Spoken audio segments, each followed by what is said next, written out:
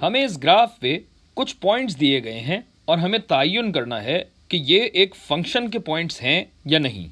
तो देखें भाई, किसी भी इक्वेशन के फंक्शन होने की शर्त ये है कि हर इनपुट पे, अगर मैं इसे इनपुट कहूँ आई, हर इनपुट पे एक और फ़कत एक आउटपुट होना चाहिए।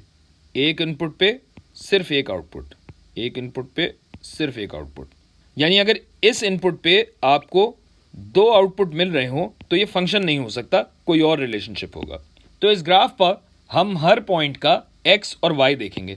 तो x जब -1 है तो y 3 है, x जब 2 है तो y -2 है, x जब 3 है तो y 2 है। जबकि अगर x 4 देखें तो यहाँ पे y की वैल्यू 5 भी है और -1 भी, यानी ये फंक्शन नहीं हो सकता। और इसी चीज़ की तस्दीक बग़ैर नंबर्स के करना चाहें तो उमूदी ख़त यानी वर्टिकल लाइन टेस्ट एक चीज़ कहलाती है।